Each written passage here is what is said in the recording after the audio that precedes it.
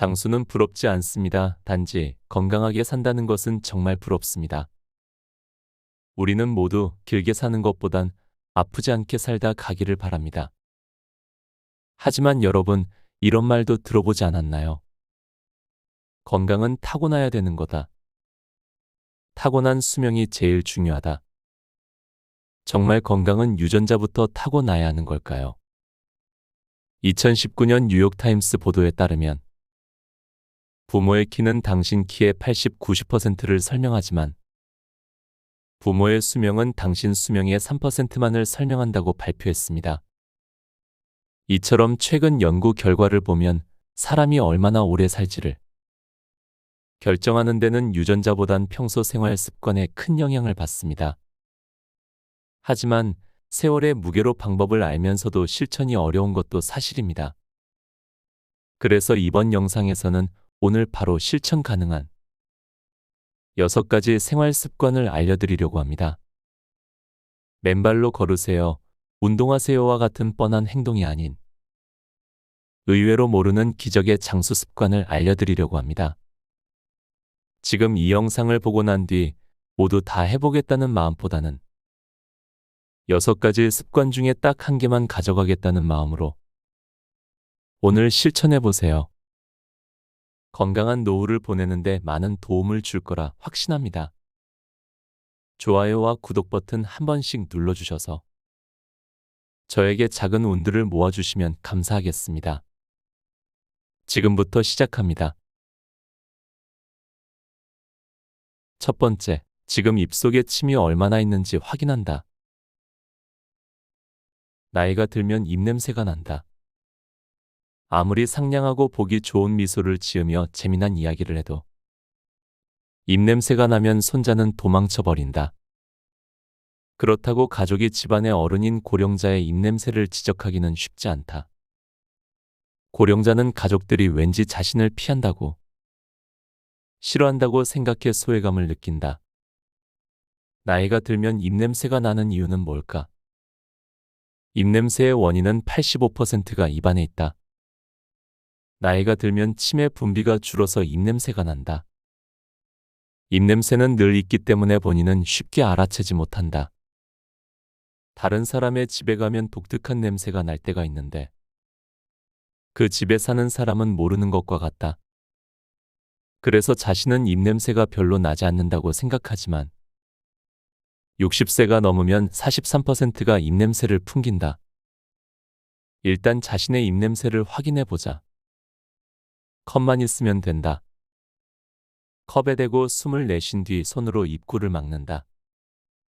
그러고 나서 코로 신선한 공기를 들이쉬고 하하고 숨을 내쉰 다음 컵에 공기를 코로 들이쉰다. 과연 어떤 냄새가 날까? 침은 소화를 도울 뿐 아니라 입안을 깨끗하게 해준다. 침이 줄어서 입안이 건조해지면 음식물 찌꺼기와 세균을 씻어내지 못한다. 침은 약 99%가 수분이다. 이 수분이 입안을 흐르면서 음식물 찌꺼기 등을 씻어준다. 음식물 찌꺼기 등이 쌓이면 냄새가 난다. 또 혀에는 설태라는 것이 낀다. 혀의 표면이 하얗게 또는 노랗게 되는 증상이다. 침이 부족하면 설태가 생기기 쉬워 냄새를 발생시킨다.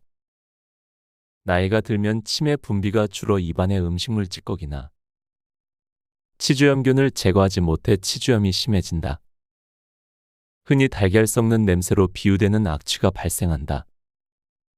치주염이 악화되면 입냄새를 유발할 뿐 아니라 치아를 지탱하는 뼈까지 녹인다. 침을 나오게 하는 먹거리로는 레몬과 매실이 좋다. 레몬을 먹는 장면을 상상해보자. 입에서 침이 나오는 게 느껴질 것이다. 시다는 느낌이 침의 분비를 촉진한다. 과일도 입냄새 예방에 효과적이다. 파인애플과 파파야에는 단백질을 분해하는 파파인이라는 효소가 들어있다. 파파인은 입속 단백질을 분해해 냄새를 억제시킨다. 키위에 들어있는 액티니딘도 같은 효과가 있다. 사과는 천연 칫솔로 불린다. 신맛도 있어서 침이 나오기 쉽고 식이섬유가 풍부해 베어 먹을 때 이를 깨끗하게 해준다. 사과의 폴리페놀도 입냄새 예방에 효과적이다. 과일만이 아니다. 감칠맛은 침 분비를 자극하고 침의 양을 늘려주므로 감칠맛 나는 음식을 먹으면 입냄새 예방에 도움이 된다. 감칠맛 성분인 글루타민산은 다시마, 멸치 등을 우려낸 막국물에 들어있다. 식사 후에 녹차를 마시는 것도 효과적이다. 호흡 방식도 입마름에 영향을 준다. 또한 당신은 지금 코로 숨을 쉬는가, 입으로 숨을 쉬는가? 입으로 숨 쉴 때가 많으면 입냄새가 심해진다. 코로 호흡하면 코를 통해서 입 그리고 폐로 공기가 흘러 들어간다. 공기가 건조해도 일단 코를 통함으로써 습기가 생기므로 입은 그다지 건조해지지 않는다. 반면에 입으로 호흡하면 공기가 직접 입으로 들어간다. 그러면 입이 말라 들러붙고 입냄새도 심해진다. 따라서 평소 코로 호흡하도록 해야 한다. 두 번째, 소변 참는 연습을 하자. 고령자가 외출을 싫어하는 이유는 화장실을 자주 가야 하기 때문이다. 나이가 들면 소변을 농축하는 호르몬이 줄어든다. 그러면 소변 농도가 흐려지고 양도 증가한다. 화장실을 자주 가는 건 소변을 담아두는 방광이 탄력을 잃기 때문이기도 하다. 방광의 신축성이 떨어지면 방광에 소변을 담아둘 수 없게 되어 조금만 소변이 차도 화장실에 가고 싶어진다. 남성의 경우는 전립선 비대로 소변이 지나는 요도가 압박을 받아 배뇨에 시간이 걸리거나 잔뇨감이 생겨 화장실에 자주 간다. 여성은 원래 요도가 짧은 데다가 근육이 약해져서 소변을 참지 못한다. 참을 수 있는 시간은 60분, 애를 써도 90분이 한도다. 커피나 차 같은 카페인 함유 음료를 마시지 않는 게 예방책이다. 밤중에 소변이 마려워 잠이 깬다면 특히 주의하자. 긴장해도 화장실에 가고 싶어진다. 지금부터는 화장실에 갈 수 없다고 생각하면 오히려 화장실에 가고 싶어진다. 언제든 갈 수 있다고 생각해야 결과적으로 화장실에 가는 횟수를 줄일 수 있다. 화장실에 갈 수 있을 때 자주 가둔다는 생각은 역효과를 일으킨다. 화장실에 자주 가면 습관이 되어 방광해 소변이 조금만 차도 화장실에 가게 된다. 아주 급하지 않으면 참도록 훈련하는 편이 더 좋다. 소변을 참으려면 골반저근이라는 근육을 강화해야 한다. 이 근육이 느슨해지면 웃기만 해도 소변이 나오는 등 사소한 자극에도 소변을 지린다. 골반저근 운동을 하면 도움이 된다. 먼저 천장을 보고 바로 누운 자세에서 무릎을 세운다. 숨을 내쉬면서 고환이나 질, 항문에 힘을 주어 조이고 5초간 유지한다. 그리고 힘을 빼면서 5초에 걸쳐 숨을 들이쉰다. 다음은 네 발로 기어가는 자세를 취한 후 숨을 내쉬면서 고환이나 질, 항문에 힘을 주어 조인 채 5초간 유지한다. 마찬가지로 힘을 빼며 5초에 걸쳐 숨을 들이쉰다. 몸의 바깥쪽이 아니라 안쪽에 힘이 들어가도록 신경 쓰자. 이 운동을 하면 요실금뿐 아니라 변실금도 줄어든다. 나이가 들면 변실금도 생기기 쉬우므로 미리미리 운동 습관을 들이자. 세 번째, 가래는 무조건 뱉어내야 한다. 나이가 들면 자주 사례가 들린다. 인간이 입을 통해 먹은 것은 식도를 지나 위로 흘러간다. 공기만 기도를 통해 폐로 가게 되어 있다. 이것은 자동적으로 판별된다. 그러나 나이가 들면 이 판별이 제대로 이루어지지 않는다. 그렇게 되면 본래는 공기가 지나가야 할 길인 기도로 음식물이나 침이 들어가 폐로 향한다. 그대로 두면 폐렴에 걸리기 때문에 우리 몸은 기침을 해서 뱉어내려고 한다.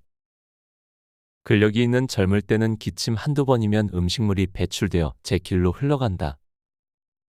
살에까지 가지 않는다. 그런데 나이가 들면 밀어내는 힘도 약해진다. 가래가 많아지는 현상도 사례와 관계가 있다. 식도로 가야 할 음식물이 폐로 가면 염증을 일으켜 가래의 원인이 된다. 가래는 더럽기도 해서 밖으로 뱉어내기를 꺼리는데 가래를 뱉는 것은 중요하다. 제대로 뱉어내지 못해서 가래가 폐로 계속 들어가면 폐렴을 일으킨다. 가래와 음식물이 폐로 들어가 폐렴이 되는 것을 오연성 폐렴이라고 한다. 오연성 폐렴의 경우 어제까지 건강했던 사람이 갑자기 생사를 헤매게 되기도 한다. 본인도 가족도 크게 놀란다. 그러므로 가래를 뱉어내려 할 때는 더러우니까 하지 말라고. 타박하지 말고 오히려 도와주어야 한다. 본인도 가족도 가벼이 여겨선 안 된다. 내가 만난 한 고령의 환자는 고혈압 약을 복용하지만 몸이 쇠약하지는 않았다. 백내장 수술을 받으러 입원을 했는데 수술이 잘 끝난 후 안대를 한 채로 저녁 식사를 하고 있었다. 그런데 갑자기 사례가 들려서 호흡을 할 수 없게 되었다. 의식을 잃었고 목숨이 위험한 상태였다. 다행히 현장에 있던 의사가 적절히 대응해 목숨을 건질 수 있었다. 처치가 빨랐던 덕분에 장애 걱정도 덜 수 있었다. 몸에 별 이상이 없는 사람한테도 이런 일이 일어난다. 이 경우는 병원 아니어서 즉시 대처할 수 있는 의사와 설비가 갖춰져 있어서 목숨을 구할 수 있었다. 병원 밖에서 일어났다고 생각하면 등골이 서늘하다.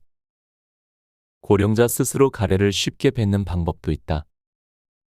꼭 알아두자. 먼저 코로 숨을 들이마신 다음 소리를 내지 말고 하타타타고 가쁜 숨을 세고 빠르게 내쉰다. 그럼 가래가 한 번에 올라온다. 그런 다음 3회 정도 기침을 하면 가래가 쉽게 나온다. 음식을 먹었을 때 살에 들리지 않도록 조절하는 힘이 어느 정도인지 알아보는 방법이 있다. 30초 동안 침을 삼켜보자. 젊은 사람은 평균 7.4회, 고령이어도 5.9회 가능하다. 침을 2회밖에 삼키지 못한 경우는 살에 들리지 않도록 조절하는 힘이 약하다고 할 수 있다. 그래서 트레이닝을 통해 단련해 둘 필요가 있다. 먼저 혀를 단련하는 방법이다. 혀를 입천장에 밀어붙여서 힘을 주며 3초간 유지했다가 힘을 빼는 운동을 10회 실천한다. 아침, 점심, 저녁 각각 10회씩 한다. 또 심호흡과 호흡근을 단련해 호흡 상태를 좋게 유지하는 것도 효과적이다. 호흡근이란 호흡에 관계하는 폐 주위의 근육으로 이곳을 단련하면 호흡을 편하게 할 수 있다. 호흡근 단련은 매우 간단하다. 코로 3초에 걸쳐 공기를 들이마시고 6초 동안 입으로 내뱉는다. 촛불을 끄듯이 내뱉는 것이 요령이다. 펑퍼짐하게 내뱉지 말고 목표물을 향해 내뱉는다. 입이 오므라들기 때문에 폐 주위의 근육의 압력이 가해지는 것을 느낄 수 있다. 살에 들리지 않으려면 입이 마르지 않게 한다. 입이 건조하면 가래가 생기기 쉽다. 수분을 섭취하거나 사탕을 물면 입안 수분 유지에 좋다. 단, 당분이 많이 들어있는 음료는 마시면 침이 줄어서 오히려 입안 건조증을 키움으로 삼가자. 오징어와 문어회를 즐기는 사람도 많은데 이렇게 즐기고 잘 씹히지 않는 음식을 먹는 건 위험하다. 먹고 싶을 때는 목에 걸리지 않게 잘게 잘라서 먹어야 한다. 네 번째, 돋보기나 안경을 꼭 점검한다. 고령자는 왜 계단에서 잘 넘어질까? 중심과 눈의 영향이 크다. 나이가 들면 중심이 불안정해진다.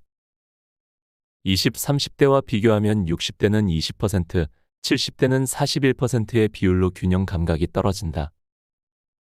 80대 이후는 80%가 넘는다. 게다가 고령자는 젊은 사람과 달리 몸이 앞으로 조금만 기울어져도 중심이 불안정해진다. 계단을 오르내릴 때는 몸이 앞으로 기울어지는 경향이 있어서 중심이 무너져 쉽게 넘어진다. 몸을 뒤로 젖히면 괜찮을까? 그렇지 않다. 몸을 뒤로 젖히면 미끄러지기 쉽다. 앞으로 기울이는 것도 뒤로 젖히는 것도 위험하다. 나이가 든 다음에는 쉽지 않긴 하지만 계단에서든 어디서든 중심을 잡고 걷는 습관을 들여야 한다. 중심을 얼마나 유지할 수 있는지부터 확인해 보자. 방법은 간단하다. 눈을 뜬 상태에서 한 발로 몇 초 동안 서 있을 수 있는지 확인한다. 15초 이상 버틸 수 있으면 괜찮은데 15초 미만이라면 중심이 불안정해서 넘어지기 쉬운 상태다. 참고로 이 확인 방법은 그 자체가 운동이 된다.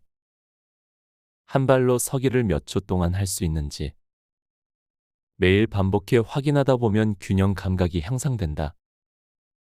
단, 무리하다 넘어질 수 있으므로 사고를 당하지 않도록 주의해서 한다. 눈은 고령자의 넘어짐에 크게 영향을 미친다. 나이가 들면 눈이 잘 보이지 않아서 계단을 헛디디게 된다. 눈을 감고 한 발 서기를 해보자. 이 방법은 넘어지기 쉬우므로 절대 무리해선 안 된다. 10초도 견디지 못하는 사람이 많을 것이다. 그만큼 인간은 눈을 사용해 자신의 위치를 확인하면서 중심을 안정시킨다. 눈과 관련해 고령자의 넘어짐 사고에 영향을 미치는 주된 요소는 원근감, 안경 빛이다. 나이가 들수록 원근감이 떨어진다. 가깝다, 멀다의 판단을 하기 어려워진다. 계단을 헛디디기 쉬운 이유다. 다음은 안경이다. 사물을 잘 보게 해주는 것이 안경인데 오히려 사고를 부른다니 의아할 것이다. 고령자는 원근겸용 안경을 끼는 경우가 많은데 이런 다초점 렌즈가 넘어짐 사고의 원인이 된다. 원근 겸용 안경은 렌즈 아래쪽을 보면 가까운 게 잘 보이고 위를 보면 먼 곳이 잘 보이도록 설계되어 있다. 그런데 이런 설계가 계단을 내려갈 때 문제가 된다. 고령자는 넘어지지 않으려고 아래를 보며 걷는데 이때 돋보기 역할을 하는 렌즈의 아래쪽을 통해 가까운 곳에 초점이 맞춰지면 그 다음 발을 디뎌야 하는 계단이 뿌옇게 보여 헛디디기 쉽다. 내려갈 때는 턱을 당겨 아래를 보는 습관을 들여야 한다. 5번째, 횡단보도 신호등이 잘 보이는지 점검한다. 횡단보도를 건널 때 고령자는 신호등을 거의 보지 않는다. 넘어질까 봐 발 아래를 보고 걷는다. 게다가 허리도 굽었다. 신호등을 올려다보기가 어렵다. 걸음을 멈추고 상체를 들어 올리지 않으면 보이지 않는다. 또 눈꺼풀까지 쳐져 있다. 시야의 위쪽은 보기 힘들기 때문에 아예 신호를 보지 않는다. 멀리 떨어진 곳에서는 신호등이 보이지만 가까이 가면 보이지 않는다. 눈꺼풀이 처지지 않았을 때는 상향 45도 이상 보인다. 그러나 나이가 들고 눈꺼풀이 처지면 차츰 시야가 좁아진다. 만일 집안에 고령자가 식기나 늘 사용하는 물건을 위쪽에 두지 않는다면 눈꺼풀이 처졌는지 살펴보자. 실제로 눈꺼풀을 손가락으로 집어 들어 올려주면 눈꺼풀이 처져 있었던 경우 잘 보인다고 감탄할 것이다. 참고로 눈꺼풀이 처지면 사물을 보기 어려울 뿐 아니라 어깨 결림과 피로를 느끼게 된다. 눈꺼풀이 처지는 안검하수라는 증상은 안과에서 다룬다.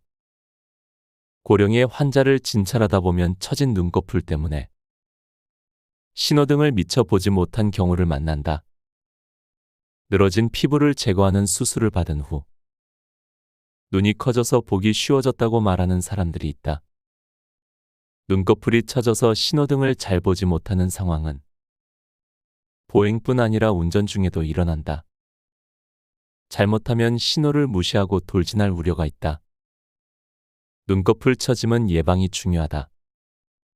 콘택트 렌즈 사용자는 눈꺼풀이 처지기 쉬움으로 주의해야 한다. 특히 하드 렌즈는 장시간 사용하지 않는 게 좋다. 가렵다고 눈을 세게 비비는 습관도 눈꺼풀 처짐을 가속화한다. 여성은 화장을 지울 때 문지르기 때문에 눈꺼풀이 처지기 쉽다. 문지르지 말고 가볍게 닦아내는 습관을 들인다. 인조 속눈썹은 눈꺼풀을 무겁게 해 처지게 함으로 붙이지 않는 편이 좋다. 정기적으로 눈꺼풀을 올리는 눈 운동을 하면 좋다. 눈을 세게 감았다가 크게 뜨면서 눈꺼풀을 들어 올린다. 아무 데서나 자투리 시간에 할 수 있으므로 하루에 10번씩 해보기를 권한다. 본격적인 해결을 원하면 수술을 고려해 볼 수 있다. 안과와 성형외과에서 다루는데 우선 안과 전문의와 상담하자. 6번째, 보청기 사용에 익숙해지자. 나이가 들어 성격이 나빠졌다고들 생각하는데 나빠진 것은 성격이 아니라 청력이다. 고령자는 소리를 불쾌하게 느낄 때가 있다. 아이의 목소리나 개 짖는 소리는 당신이 느끼는 것보다 훨씬 불쾌하게 인식한다. 그래서 어린이집이 들어서는 것을 반대하거나 어린아이의 목소리가 시끄럽다고 타박하는 것이다. 어린이는 보물인데 어떻게 그럴 수 있느냐. 역시 노인은 깐깐하다 등의 말을 하는데 고령자의 불쾌감을 이해해야 한다. 눈에 넣어도 아프지 않을 만큼 사랑하는 손주여도 마찬가지다. 손주가 아무리 귀여워도 오랜 시간 소리 지르고 울면 버럭 화를 내는 경우도 생긴다. 고령자는 고음역의 소리를 잘 듣지 못하지만 고음역이라 하더라도 일정한 음량을 넘으면 갑자기 시끄럽게 느낀다. 70세 이상에서는 70%가 넘는다. 즉, 높은 소리는 작으면 안 들리고 크면 갑자기 이명처럼 귀가 아플 만큼 불쾌한 소리가 되는 것이다. 불쾌한 소리라고 하면 쉽게 상상이 가지 않을 텐데 금속과 금속을 문지르는 소리나 칠판을 손톱으로 긁는 것처럼 끽끼하는 날카로운 소리를 상상하면 된다. 소리 전반이 듣기 어려워지고 고음역의 불쾌감을 느끼는 현상도 난청이 될수록 강하게 일어난다. 어린이나 동물의 울음소리를 시끄럽게 느끼는 고령자가 있다면 수고와 비용을 들여서라도 방음을 하는 게 좋다. 방음벽 두께를 2배로 하면 소리 발생원으로부터 2배 멀어진 것과 같은 효과가 있다. 공사를 할 수 없다면 천등으로 장벽을 치는 것만으로도 방음 효과를 줄 수 있다. 난청이 있으면 치매에 걸리기 쉽다. 난청인 사람은 그렇지 않은 사람보다 6.8세 더 나이를 먹은 것과 같다.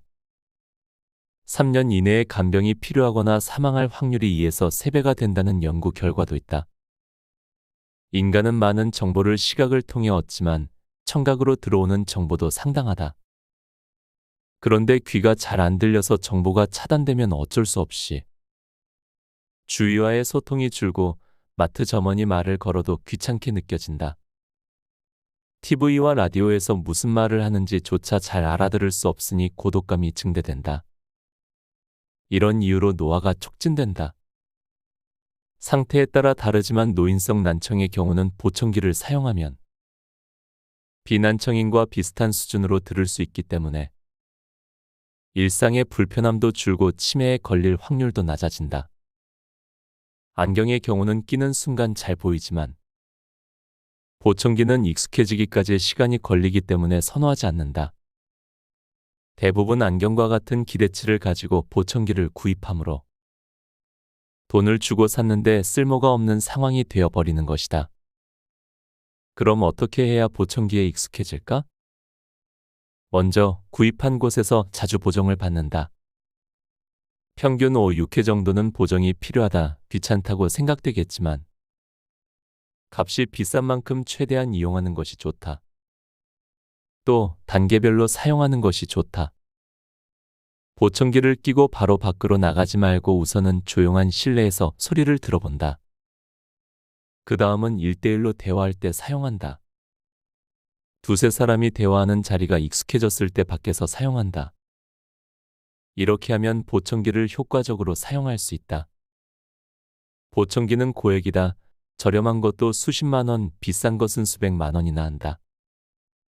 구입을 주저하는 이유다. 이비인후과 검진 결과가 일정 기준을 충족할 경우 장애요급 이상 보청기를 10%의 가격으로 구입할 수 있다. 보조금이 나온다는 사실을 아는 사람은 난청자 중에서도 9% 정도밖에 안 된다. 반드시 주위 사람에게 알려주자. 우리나라는 보건복지부에서 청각장애인에게 보청기 보조금을 지원한다. 곁에 두고의 짧은 생각. 최근에 위 대장 내시경을 받았습니다. 처음에는 애써 괜찮겠지라는 생각이 들었지만 내시경 날짜가 점점 다가올수록 설마라는 생각이 들기도 하더군요. 다행히 몇 개의 용종 제거만 했고 상태도 괜찮았습니다.